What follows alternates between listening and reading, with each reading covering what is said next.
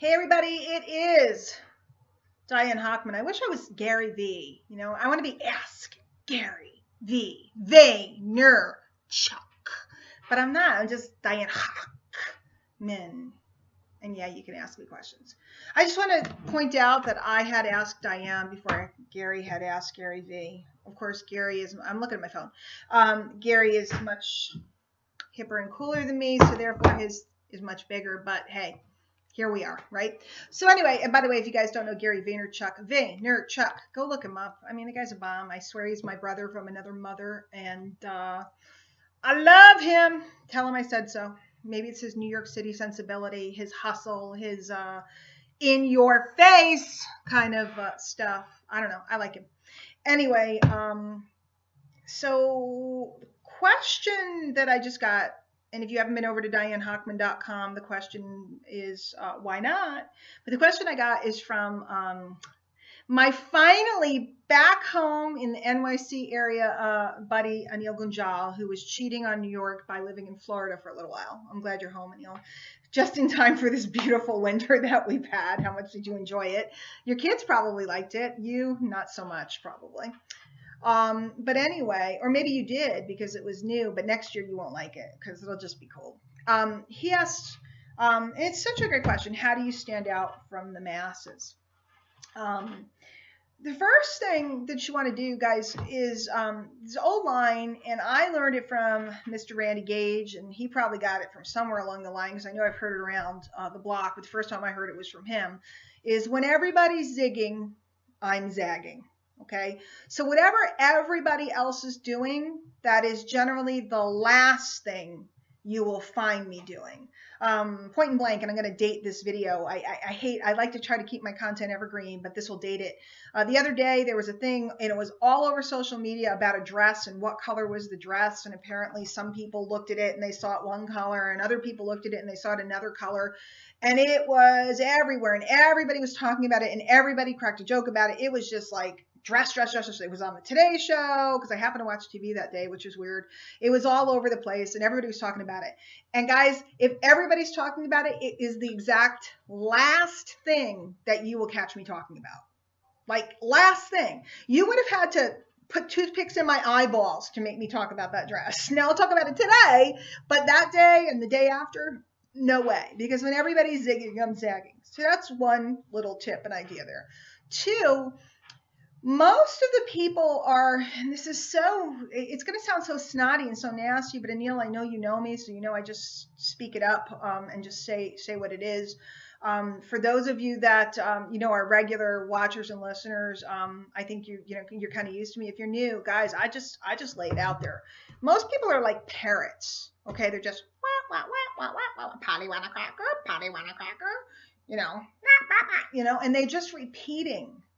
They're just running around like parrots, repeating whatever it is they heard. Very few people actually say anything. So if you say something, if you state your opinion, if you have a point of view, you tend to stand out very quickly. Because very few people do. It's just a bunch of people rehashing the same thing, putting up the same quotes. I mean, how many times can we hear what Abraham Lincoln said over and over and over and over and over, And I am a girl student to Jim Rohn, spent a lot of time with him and this and that. But and Jim Rohn tends to fall from my lips, and I tend to quote him a lot when I'm talking. But I don't just post Jim Rohn quotes every day like a parrot, And so a lot of what goes on out in the marketplace is just all the people saying the same exact thing over and over and over. And when you say something different, interesting, or original, you're going to catch the attention of people. Most people are afraid to say what they think because they're afraid of rejection. But the foundation of my specialty, which is attraction marketing, is you're telling a story or you're talking about something, and some people are magically attracted to you because they feel gravitationally pulled towards you. But the byproduct of having some people pull towards you is that some people are pushed away from you. And we have to get really comfortable with that some people will move away while we're pulling the right ones towards us. A lot of people, they just want to keep everybody with them. And in trying to keep everybody with them, they really get nobody at all. So, saying something. And that sounds so like, well, what do I say? Well, I don't know. What do you want to say? Because I think all of us have something in us, like we see something and we think it and we want to make a statement, but we're afraid to. And it's those that dare to make the statement, those that dare to have an opinion, those that dare that step out, and most of all, those that feel that have a sureness to them. You know, I'm not sure about everything. I don't know a lot of stuff. Anil, I'm a digital dingbat and all this other stuff. I'm not always sure about different things, but I'm sure about me. I'm sure about what I stand for. I'm sure about where I'm going. And I'm sure about the fact that I want to take people down that road with me. And I think that makes a difference. And right now, what I want you guys to do is kind of an exercise is I want you to write down 5 people that you've observed in the marketplace that meet this criteria, that you're likely to not find them talking about the same things as everybody else. When they do say something, they make a statement, and that you can tell that they know that they know that they know something, whatever that thing is, that they're going somewhere. And if you write down those 5 people, those are 5 people for you to keep your eye on. And if you keep your eye on them and you study them, you'll start to see their speech and behavior patterns. And that's what you want to look at. Okay. Most people are looking at the masses, but if you want to stand out from the masses, you have to look at the few that you notice that stand out. And you don't want to be like them. You just want to emulate the pattern. Okay. Nobody can be like me. Nobody wants to be like me.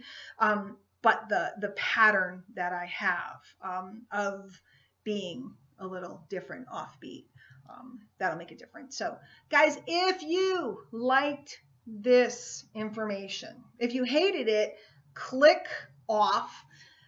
Hate, never come to my fan page again or whatever, never go to my blog, and whatever you do, tell everybody not to listen to me. But if you did like it, I want you to go over to DianeHochman.com, and I want you to put in your name and email. And of course, I want you to leave me comments and say stuff, and let's correspond and get to know each other. If we haven't met, I would love to meet you. So Anil, thank you. My love to your family, the kids, your wife, and I'm glad you're home. We need you back here. So I'll see you guys later. Take care.